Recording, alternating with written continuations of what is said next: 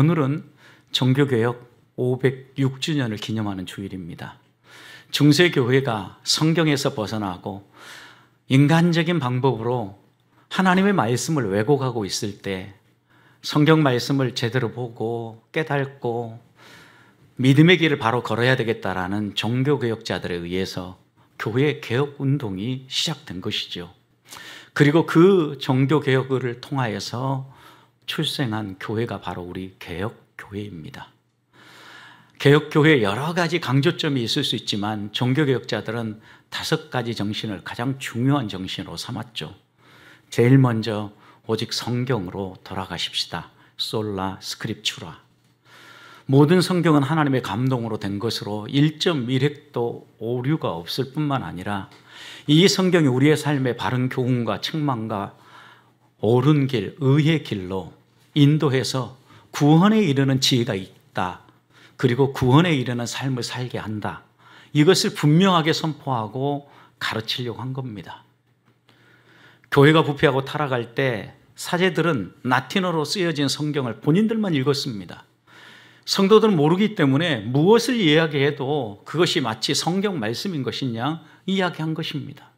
성경을 읽고 성경을 바로 알고 있는 몇몇 분들이 생각해 보니까 저건 아니라는 생각이 들었던 겁니다.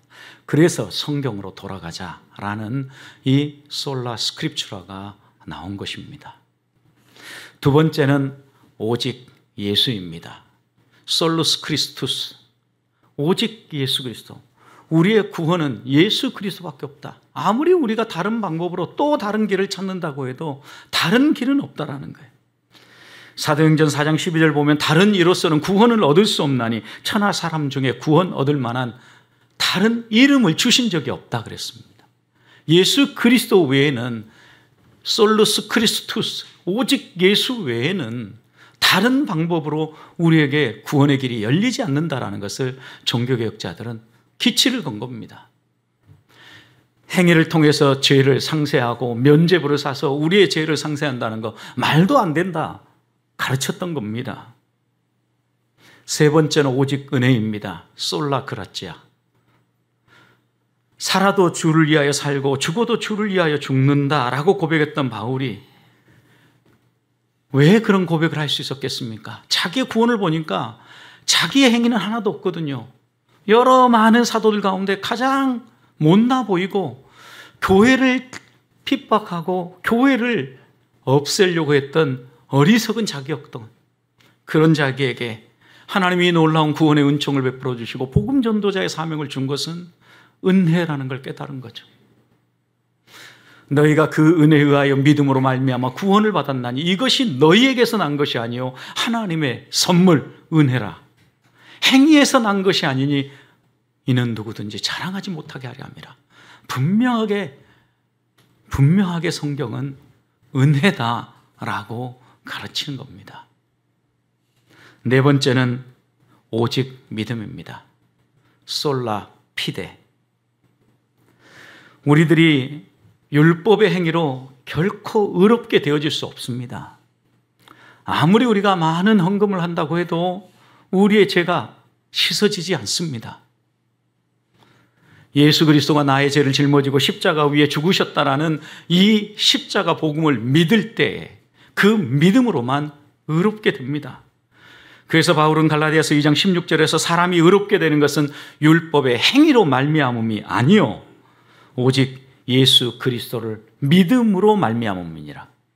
행위가 아니라 오직 예수 그리스도를 믿음으로 우리에게 주어진 의를 덧입어서 우리들이 살아가는 겁니다. 그리고 마지막으로는 오직 하나님께만 영광이었습니다. 솔리데오 글로리아. 살아도 죽어도 하나님의 영광이 무엇일까를 생각하며 살았습니다. 그래서 그들은 너희가 먹든지 마시든지 무엇을 하든지 다 하나님의 영광을 위해 하라고 하는 이 바울의 말씀을 마음에 새겼던 겁니다. 사랑하는 성도 여러분, 종교개혁 506주년을 맞이해서 우리의 신앙의 뿌리, 이 종교개혁의 5대 정신을 잘 간직하며 살고 있습니까? 종교개혁의 종교개혁자 누턴은 그 당시에 얼마나 중세교회가 부패했는지 1520년 독일 기독교 귀족에 쓴 서한에서 이렇게 종교개혁 당시의 교회의 타락상을 기록했습니다. 추기경들도 교회를 위해서 하는 일이라고 하는 건 하나도 없고 도적놈들처럼 돈에만 정신을 팔고 있다며 노마로 흘러가는 돈은 마치 밑 빠진 독에 물을 붓는 격이다. 로마 교황청의 부패상은 글로 표현할 수 없을 정도로 극심하니 곧 성직, 매매, 술 주정, 사기, 도적질, 강도질, 사치, 매춘, 협잡질, 하나님을 모독하는 일로 가득 차 있었다. 여러분, 루터가 1520년 교회의 귀족들, 교회에서 나름대로 특권층이라고 얘기하는 귀족들에게 쓴 서한에서 그 교회의 실상에 대해서 적나라하게 드러내 보이는 겁니다. 그래서 종교개혁의 5대 정신이 나올 수밖에 없었고, 이런 정신에 의해서 오늘 우리가 믿고 의지하고 따라가는 개혁교회가 시작된 것입니다. 우리는 개혁교회 가운데 장로교 전통을 이어가고 있습니다. 장로교 전통을 시작하신 분이라고 하면 깔뱅을 빼놓고 이야기할 수 없습니다. 깔뱅은 장로교의 창시자라고도 말할 수 있습니다. 그분이 우리에게 가르친 칼빈주의, 깔뱅의 가르침의 핵심 5대 강령이 무엇입니까? 첫 번째는 모든 인간은 전적으로 부패했다라는 겁니다. 구원과 관련해서는 아무런 선도, 아무런 의도 0.01%도 할 수 없다라는 겁니다. 두 번째는 하나님이 우리를 선택할 때 무조건적으로 선택한다라는 겁니다. 어떤 우리의 조건들을 보거나 아니면 어떤 조건을 걸어서 너 이거 하면 이렇게 해줄게 라는 이유 때문에 우리를 선택한 것이 아니라 하나님의 주권적 의지에 의해서 우리를 선택하시고 우리를 하나님의 자녀로 부르셨다라는 겁니다. 세 번째는 제한적 속죄입니다. 이 세상의 모두를 위하여서 십자가 위에서 죽으셨지만 하나님이 변함없이 이 땅에 오셔서 빛을 보여주시고 은혜를 베푸시지만 그 은혜를 받는 사람들은 구별되어 있는 것처럼 모든 사람에게 십자가 구속의 은총이 임하는 것이 아니라 하나님이 택한 사람, 바로 그 사람에게 제한적으로 구속의 은총이 내려진다라는 겁니다. 네 번째는 거부할 수 없는 은혜입니다. 하나님이 우리를 찾아오셔서 우리의 마음을 녹화하고 은혜를 베푸시면 아무리 강팍한 사람이라 할지라도 아무리 악한 사람이라 할지라도 그 하나님의 은혜에 대해서 저항할 수 없고 밀어낼 수 없다라는 거예요.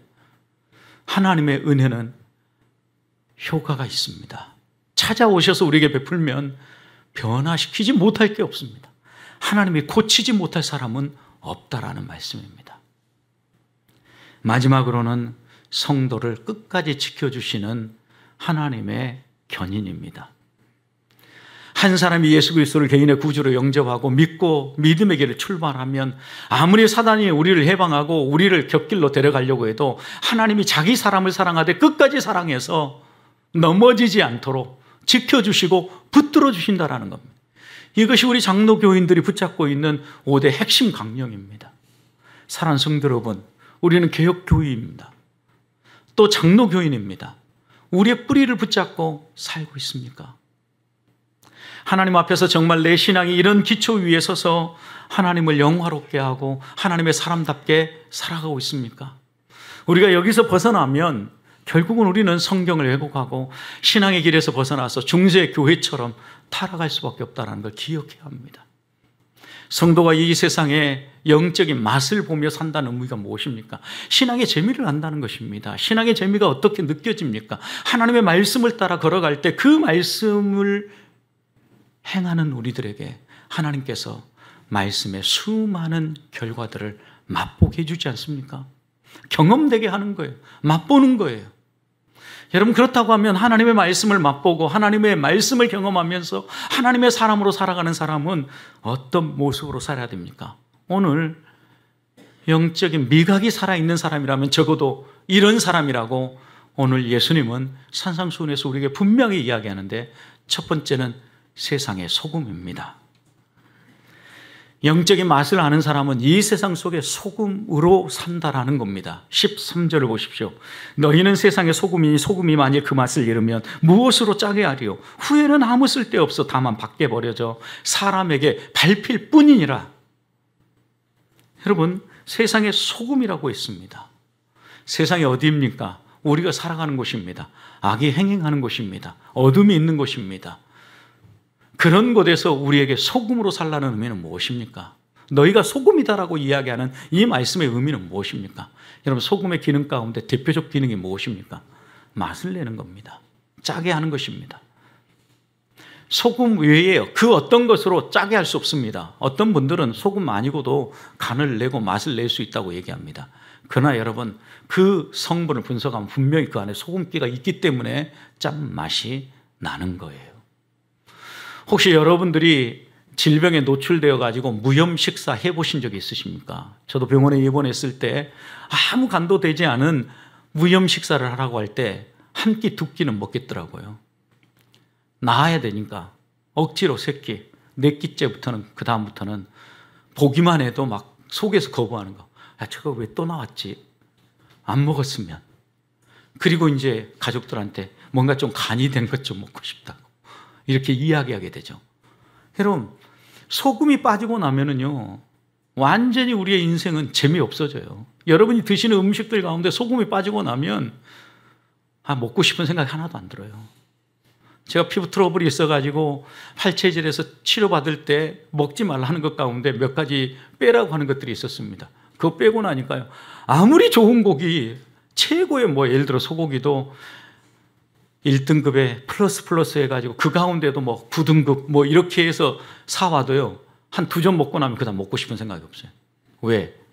간이 안 되죠. 그 다음에 후추, 고추 이런 거 못 먹게 하죠. 고기만 먹으라 하니까.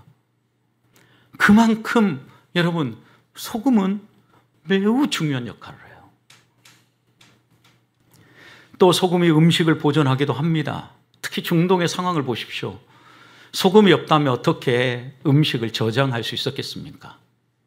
또 성경에 보면 향을 만들어서 그 향을 하나님 앞에 드릴 때 그 향을 정결하게 구분하는데 출애굽기 30장 35절 보면 소금을 쳐서 성결하게 하라고 이야기를 합니다. 또 레위기의 말씀을 보면 자녀가 태어났을 때 그 탯줄을 자를 때 소금을 쳐서 이 아이를 성별하라고 이야기합니다. 제의적 의미에서 소금은 성결의 의미를 가지고 있었습니다. 여러분, 그런데 이런 여러 가지 기능들 가운데에서도 소금, 너희는 세상의 소금이라고 할 때 우리 주님이 우리에게 말씀하신 건 명확합니다.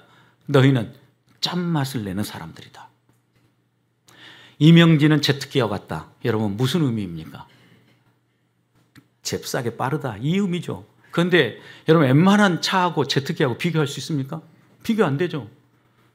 수십억, 어떤 것은 수백억, 조 단위로 들어가는 비행기도 있습니다. 요즘은 비싸죠. 그러니까 이명진은 제트기 같은 저 사람 참 비싸 이렇게 생각하겠습니까? 아무도 그렇게 생각하지 않아요. 여러분, 빠르다고 생각하지. 너희는 세상의 소금이다. 소금에 수많은 기능이 있어도 그 사람들이 1차적으로 마음속에 딱 새겼던 것은 너희는 짠맛 나게 하는 세상의 소금이다 라고 우리를 향하여서 우리가 어떤 존재인가 주님이 분명히 얘기한 거예요. 믿음의 길을 알고 믿음의 삶을 알고 신앙의 재미를 가지면서 영적인 미각이 살아있는 사람은 어떤 사람입니까? 세상의 소금이라는 이야기예요. 여러분, 소금은요, 본인이 짜야 다른 사람도 짜게 할 수 있어요. 내가 만나야 다른 사람도 만나게 할 수 있어요. 내가 행복해야 다른 사람도 행복하게 할 수 있어요. 여러분, 이 말씀 속에 분명히 우리에게 교훈하는 게 있어요. 소금 외에 다른 것으로 짜게 할 수 없는 것처럼 그리스도인 아니고는 이 세상을 만나게 할 존재가 없다라는 거예요. 그리스도인 아니고는 이 세상을 변화시킬 존재가 없다라는 거예요. 그리스도인 아니고는 이 세상에 진정한 행복을 가져다 줄 존재는 없다라는 거예요. 그런 점에서 우리가 하나님 앞에서 먼저 내가 소금이라는 이 사실을 분명하게 생각해야 돼요. 그래야 우리가 이 세상 가운데 소금처럼 유익한 존재일 뿐만 아니라 없어서는 안 될 매우 중요한 역할을 하면서 세상을 변화시키는, 세상을 만나게 만드는 하나님의 사람으로 살아가게 되는 거예요. 소금 보십시오. 정말 조그만 쳐도 음식물 전체의 맛을 바꿔놓죠. 소금은요, 나 끝까지 나 소금일래 하고 그냥 가만히 녹지도 않고 버티고 있으면 그건 소금이 아니에요. 소금은 아주 작은 양이어도 치기만 하면 스며들어요. 녹아나요. 그리고 그 소금이 들어간 곳에 변화를 일으켜요. 맛을 바꿔 놓아요. 이 말씀의 의미는 뭐예요? 아무리 그리스도인은 볼품없고 연약하고 세상 사람이 볼 때 저 사람 뭐 별 영향력이 없어 이렇게 생각한다 할지라도 그 사람이 진짜 소금이면 세상 속에 들어갔을 때 어떤 일이 벌어진다는 거예요. 세상을 바꿔놓는다는. 그리스도인의 영향력, 소금인 그리스도인의 이 삶은요, 간과할 수 없는 강력한 힘이 있다는 거예요. 여러분, 우리가 그런 존재예요. 우리가 하나님 앞에서 이런 존재라는 사실을 다시 한 번 더 기억하고 이 세상 가운데서 어떻게 살아가야 될 건가? 믿음의 결단을 해야 되지 않겠습니까? 살아가는 세상을 보십시오. 자신들이 행복한 줄 압니다. 자신들이 가장 뛰어나고 자신들이 가장 멋진 사람인 줄 압니다. 착각입니다, 여러분. 부조리한 사회 속에서 볼품없어 보이고 말도 안 되는 것 같은 사랑을 하면서 이웃을 내 몸처럼 마치 내 것까지 다 내어주면서 사랑하는 바보스러운 삶을 살아가는 사람들 같아도 여러분, 떵떵거리고 교만하게 자기 과시를 하면서 선을 행하고 자기 나타내며 살아가는 그 사람이 아니라 볼품 없어도 아무것도 가진 것 같지 않아도 조용히 말씀의 길을 따라 걸어가는 세상의 소금인 성도가 세상을 만나게 만드는 사람이고 진짜 믿음의 비밀을 알고 신앙의 재미를 알고 사는 사람입니다. 저는 여러분이 이런 소금처럼 세상에 맛을 낼 줄 아는 세상을 만나게 만드는 사람들이 되시기를 축복합니다. 두 번째, 14절과 15절을 보면 세상의 빛입니다. 여러분, 우리 그리스도인을 세상의 빛이라고 얘기할 때 여러분 이렇게 표현했습니다. 너희는 세상의 빛이라 산 위에 있는 동대가 숨겨지지 못할 것이요 사람이 등불을 켜서 말 아래 두지 아니하고 등경 위에 두나니 이러므로 집안 모든 사람에게 비치느니라. 성도는 세상의 빛으로 산 위에 있는 동대처럼 세상을 환하게 밝게 빛나게 한다는 겁니다. 여러분, 빛이라는 이 의미도 분명합니다. 여러분, 빛의 기능이 여러 가지가 있습니다. 어둠을 밝히기도 하고, 여러분 사람이 길을 갈 때 안내자 역할도 하고, 또 빛이 여러분 우리의 몸에 쪼여질 때 어떻습니까? 치료의 역사도 일어납니다. 치유의 효과도 있습니다. 그러나 여러분, 너희는 세상의 빛이라고 할 때 하나님 우리에게 말씀하시는 바는 무엇일까요? 너희는 세상을 밝히는 사람이 되라는 거예요. 왜 세상을 밝히는 사람이 되라고 얘기합니까? 세상은 어둠이기 때문입니다.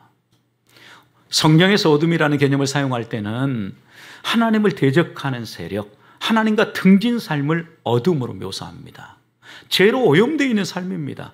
여러분, 이런 삶을 우리들이 어떻게 밝힐 수 있고 어떻게 이런 삶을 바꿔놓을 수 있습니까? 우리가 세상에 빛으로 나아가는 겁니다. 우리가 세상에 빛으로 산다는 의미가 무엇입니까? 빛 대신 예수 그리스도를 모시고 사는 거예요. 빛 대신 하나님을 모시고 사는 거예요. 사도 요한은 요한복음 1장에 보면 이 세상에 빛으로 오신 예수 그리스도가 태초부터 말씀으로 계셨던 노고스였다 말씀합니다. 말씀이 태초부터 있어서 이 말씀이 이 세상을 창조했고 이 말씀 안에 생명이 있었는데 그 생명이 우리 피조물 안으로 들어왔다 이렇게 얘기합니다. 그러니 여러분, 우리의 생명을 지금 유지하는 것은 누구의 생명입니까? 하나님이 우리에게 생명을 주셔서 그 생명을 가지고 살아가는 거예요. 여러분, 그런데 이 어둠 가운데 빛이 비쳤습니다. 그런데 사람들이 그 빛을 빛으로 인정하지 않습니다. 깨닫지 못합니다. 영접하지 않습니다. 그래서 요한복음 1장 12절 영접하는 자 곧 그 이름을 믿는 자들에게, 예수님이 누구인가를 알고 예수 그리스도를 받아들이는 사람들에게 하나님의 자녀가 되는 권세, 하나님의 자녀, 생명을 소유한 사람, 빛된 삶, 빛으로, 세상의 빛으로 그 사람을 세우신다라는 거죠. 여러분, 그러니 생각해 보십시오. 빛 대신 하나님이 우리 안에 들어와서 우리가 빛을 비출 수 있는 거예요. 우리는 빛을 비추는 발광체일 뿐이에요. 예수 그리스도가 우리 안에 들어와서 그 예수 그리스도가 우리를 이끌어가기 때문에 예수님처럼 생각하고 예수님처럼 말하면서 우리가 빛된 삶을 살아가게 되는 거예요. 여러분, 그런데 생각해 보십시오. 어떤 사람은요, 자기 안에 빛이 없으면서도 빛된 삶처럼 만들어내요. 인위적인 빛을 만들어낸다고요. 여러분, 근데 인위적인 빛이 얼마나 우리를 해롭게 하는 줄 아십니까? 여러분, 지금 우리도 어디 아래 있어요? 태양빛 아래에 있습니까? 인위적 빛 아래에 있습니까? 인위적 빛 아래에 있습니다. 인위적 빛이 얼마나 우리를 힘들게 만드냐면요, 인간을 포함한 모든 동식물은요, 낮과 밤이라는 이 주기에 의해서 살아가도록 하나님 우리를 창조해 주셨습니다. 우리 인간의 리듬이 있다라는 거예요. 낮과 밤이라는 리듬이 있어서 낮에는 활동하고 밤에는 쉬어야 돼요. 어둠이 깔리면 잠자리에 들어야 되는 거죠. 여러분, 그래서 유대인들은 성경 시대에는요, 여러분, 어둠이 깔리면 그때부터는 잠자리에 들었던 거예요. 그런데 이런 삶을 완전히 바꿔놓은 게 무엇입니까? 인공빛입니다. 인위적인 빛입니다. 실제로 이 빛이 얼마나 우리에게 악 영향을 미치는지요. 2007년 세계보건기구 산하 국제암연구기구에서 이 빛을요, 2급 발암물질에 포함시켰어요. 근데 아무 때나 2급 발암물질이 되는 게 아니라 야간 교대 근무자에게 2급 발암물질이에요. 밤에 잠을 자야 되는데 야간 교대 근무자들은 잠을 못 자잖아요. 인위적 빛 아래에서 일을 해야 되는 거예요. 그러니까 이 야간 교대 근무자, 빛 아래에 있는 야간 교대 근무자는 2급 발암물질을 먹은 것과 마찬가지다라고 규정했어요. 밤이 되면 사람의 뇌에서 멜라토닌을 분비해가지고 숙면을 취하게 만들고 모든 피로를 쑥 털어내고 안식하게 만든다라는 거예요. 그런데 빛을 쬐면 사람이 똑같이 수면에 들었는데 불을 켜놓고 주무신 분과 깜깜한 상태에서 주무신 분의 차이를 비교해 봤더니요, 멜라토닌 생성량이 50% 차이 났다는 거예요. 2배 차이 난 거죠, 여러분. 여러분, 그러니까 주무실 때 어떻게 주무셔야 돼요? 불 다 끄고 주무셔야 됩니다. 나는 불 끄면 막 갑자기 두렵더라도 불 다 끄고 주무셔야 멜라토닌이 잘 생성되고 또 숙면을 취할 수 있다는 얘기예요. 여러분, 그런데 이 이야기를 들으면서 우리도 한번 생각해 봐야 돼요. 정말 내 안에 생명 되신 예수 그리스도를 영접하고 예수 그리스도를 받아들여서 그 예수 그리스도의 빛이 나를 자연스럽게 빛나게 만드냐라는 거예요. 어떤 사람은요, 이 믿음의 감격, 예수 그리스도를 맛보고 예수 믿는 재미를 알지 못한 채 다른 믿는 믿음의 선배들 그렇게 사니까 나도 그렇게 살아봐야지 그러면서 막 따라갑니다. 우리 이럴 때 흔히 쓰는 속담 있죠. 백세가 항세 따라가다가 어때요? 가랭이 찢어집니다. 반드시 이 사람은요, 도중에 포기해요. 왜요? 인위적으로 만들어낸 빛으로, 자기가 만든 빛으로 빛된 삶을 살려고 하니까 피곤하거든요. 지치거든요. 왜 교회 다니는 게 이렇게 힘드냐라고 얘기합니다. 여러분, 힘든 여러분의 일상의 삶 가운데도 주님을 생각하고 말씀을 생각하고 예배드릴 거 생각하면 막 힘이 불끈불끈 솟습니까? 나의 힘이 되신 여호와여, 내가 주를 사랑하나이다. 이런 감격이 막 솟아나오면서 주 앞에 나오고 싶습니까? 여러분, 이것이 믿음의 비밀이에요. 내 안에 있는 예수 그리스도가, 빛 대신 예수 그리스도가 나로 빛된 삶으로 인도하시는 이런 빛된 삶을 꿈꾸고 그 예수 그리스도가 드러나도록 인정하고 그 예수님이 내게 뭐라고 말하든지 그 말씀을 따라 걸어가면서 빛이 드러난다면 이것이 신앙의 재미를 알고 진짜 하나님의 선하심을 맛보고 사는 삶이 아니겠습니까?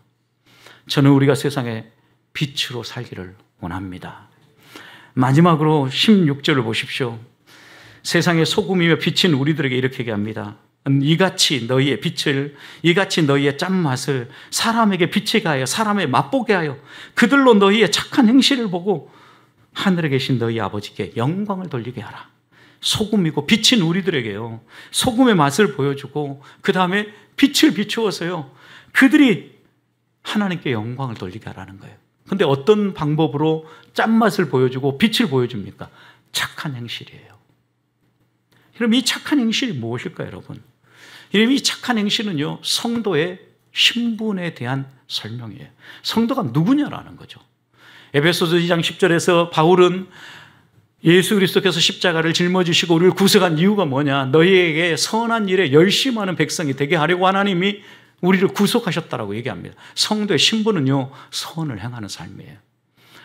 예수님께서 무리를 보시고 산에 올라가 앉으시니까 수많은 제자들이 나왔습니다. 마태복음 5장 1절입니다. 입을 열어 가르쳐 제일 먼저 그들을 가르친 게 무엇입니까? 심령이 가난한 자는 복이 있나니 천국이 저희 것이며 하면서 팔복을 쫙 가르쳤습니다. 팔복이 뭐에 대한 얘기입니까? 성도가 누군가에 대한 설명입니다. 성도의 신분에 대한 이야기입니다. 성도는 심령이 가난한 사람이다. 성도는 애통하는 사람이다. 성도는 온유한 사람이다. 성도는 의에 목마른 사람이다. 성도는 긍휼히 여길 줄 아는 사람이다. 성도는 마음이 청결한 사람이다. 성도는 화평하게 하는 사람이다. 성도는 의를 위하여서 기꺼이 핍박을 받는 사람이다. 성도의 신분에 대한 이야기예요. 수없이 들었습니다. 반복해서 들었습니다. 여러분은 성도이십니까? 하나님 앞에서 한번 이 말씀을 좀 붙여놔 보자고요. 붙여놔봐. 나한테 뭐가 제일 안 되는가? 어제 결혼식 끝나고 사진을 찍는데 한 분이 제가 혼주인 줄 알고 찾아왔어요. 그리고 막 이야기를 하면서 막 5사람 이렇게 있는데 가서 식사하게 돈 좀 달라는 거예요. 돈 좀. 근데 남서울교회 안에서 계속해서 정해놓은 이런 규칙이 하나 있었어요. 이런 것들은 교회에 공식적으로 구제헌금을 하고 또 구제하는 시스템을 통해서 하자라는 거예요. 근데 이 결혼식장에 이렇게 와가지고 혼주들에게 이렇게 손을 벌리고 돈을 주기 시작하면 이 사람들이 계속해서 오기 시작하거든요. 그러면 결혼식 할 때마다 사람들이 불편하니까 제 마음속에 무슨 말씀에 꽂혔냐면 좋은 날, 아들 축복해 줘야 되는 이날, 이게 어떻게 해야 되나? 갈등이 되는 게 긍휼히 여기는 자가 되라. 그 사람들이 무슨 의미로 무엇이라고 얘기하든 좀 긍휼을 베풀면 더 좋겠다라는 마음도 들었는데 갈등이 두 사이에 갈등이 있는 거예요. 여러분 생각해 보십시오. 하나님 앞에서 우리가 하나님의 말씀을 내 삶에 그대로 적용하면서 하나님의 사람답게 산다는 것은 결코 쉽지 않아요. 결정적인 순간에 고민해야 되고요. 하나님 무엇이 정말 옳은 것입니까? 무엇을 위해서 내가 어떤 선택을 해야 됩니까? 묻지 않으면 성도다운 삶이 묻어날 수가 없어요, 여러분. 그래서 우리에게 분명히 오늘 이 16절에 이렇게 합니다. 소금이 그 맛을 잃으면 무엇에 쓰려? 아무짝에도 쓸모없다라는 거예요. 이 본문에 대한 두 가지 대표적인 해석이 있습니다. 한 가지는 그 당시 소금은 대부분 사해의 바닷물을 증발시켜서 소금을 얻었는데 그 소금에는 순수 소금 성분만이 아니라 다른 여러 광물질도 많이 섞였다고 합니다. 그런데 보관 과정에서 습을 먹으면 이 소금이 다 소금기는 흘러내려버리고 다른 광물질 요소들만 알갱이처럼 남아있었다 그래요. 그러다 보니까 소금이 이렇게 다 녹아내려버리고 다른 물질만 남으면 어디다 써먹겠냐. 아무짝에도 쓸모없다. 이런 의미로 우리 주님이 말씀하셨다라고 해석하는 경우에 실제로 사해에서 얻은 소금의 3분의 1 정도만 가정에서 쓰일 수 있었다고 하니까 그럴듯한 설명입니다. 여러분 그런데 이런 설명과 함께 또 하나 아주 중요한 설명은 본문을 자세히 보면서 이 본문을 해석하는 겁니다. 소금이 맛을 잃는 것은 불가능함을 강조하기 위해서 우리 주님이 이렇게 말씀하셨다라는 거예요. 이어지는 14절 15절 보십시오. 산 위에 있는 동네가 숨길 수 있습니까? 없습니까? 없어요. 불가능해요. 사람이 등불을 켜서 말 아래 둡니까? 등경 위에 둡니까? 등경에 둬요. 그러면 자연스럽게 집안 전체에 비춰요. 어떤 사람도 등불을 켜서 발 아래 두지 않아요. 결국 소금이 맛을 잃는 것은 불가능한 일이다. 그리고 소금의 맛을 대체할 것은 아무것도 없다. 이 두 가지를 분명히 강조하기 위해서 우리 주님이 이렇게 빛, 소금, 그 다음에 산 위에 있는 동네 쭉 설명하셨다라는 거예요. 화학적으로 소금은요, 절대 그 특성을 잃을 수 없다고 합니다. 소금이 맛을 잃는 경우는 불가능하기에 우리 그리스도인들에게 이렇게 얘기하는 거죠. 너희가 세상에 소금이냐 소금 맛이 있느냐? 만약 소금 맛이 요만큼도 없다면 너희는 뭐다? 소금이 아니다. 너희는 예수 믿는다고 하지만 가짜들이다. 이렇게 얘기하는 거예요, 여러분. 이거 충격적인 가르침이에요. 우리 가슴에 새겨야 돼요. 우리 안에 하나님을 닮아가는 이 소금의 맛이 없다고 하면 맛을 잃은 소금이 불가능한 것처럼 우리는 제자인 척하지만 제자가 아닌 거예요. 가짜들인 거예요. 예수님은 산상수훈을 마무리하면서 가짜가 어떤가를 분명히 보였어요. 다 다 똑같이 집을 짓습니다. 똑같은 재료를 가지고 집을 짓습니다. 그런데 모래 위에 지은 사람이 있고 반석 위에 지은 사람이 있어요. 비가 오고 바람이 불고 폭풍이 몰아오니까 모래 위에 지은 집은 한순간에 흔적도 없이 사라져버리는 거죠. 이것을 통해서 우리 주님이 분명히 말씀하신 거죠. 실패한 제자처럼 보이지만 그 사람은 실패한 제자가 아니라 제자가 아닌 거죠. 주여 주여 하는 자들마다 천국에 들어가는 것이 아니라 아버지의 뜻대로 하는 사람, 진짜 제자. 자기 신분이 누군 줄 알고 종교개혁의 이 5대 정신과 칼빈이 가르친, 깔뱅이 가르친 이 장로교의 본질을 놓치지 않고 믿음을 따라서 한 발 한 발 걸어가는 그 사람이 진짜 소금의 맛을 내고 성도답게 이 땅을 살아갈 수 있다라고 말하는 겁니다. 소금이요, 그 맛을 잃어버리면 사람들에게 무시당해요. 괜히 우리가 소금도 아니면서 소금인 척하다가 무시당하고 창피를 당하는 꼴인 거죠, 여러분. 그러나 비록 지금은 무시당하고 사람들에게 손가락질을 당해도요, 소금이 요만큼만 맛을 가지고 있어도 소금은요, 전체를 변화시켜요. 스며들여서 녹아지기만 하면 맛을 바꿔 놓아요. 하나님은 우리에게 이런 하나님의 사람으로 살라고 부르셨어요. 믿음의 재미를 알고 신앙의 길을 걷는다라는 의미가 무엇입니까? 우리가 하나님을 맛보고 하나님의 선하심을 우리 주변에 있는 사람들에게 소개하며 전하며 산다는 의미가 무엇입니까? 내가 누구인가를 잊지 마십시다. 너 소금이야. 너 빛이야. 그런데 알량하게 소금 아닌 척하고 빛 아닌 척 좀 포장도 하고 경우에 따라서 소금인 척하다가 아닌 척하다가, 여러분 그런 건 없어요. 가짜예요, 이건 다. 하나님이 우리에게 정말 원하는 게 무엇인가? 소금이다 빛이라는 이 말씀의 의미를 다시 한번 생각하면서 내가 머무는 그 자리가 맛을 바꿔놓고 삶의 질을 바꿔놓는 하나님의 사람의 길이 되기를 주님의 이름으로 축복합니다.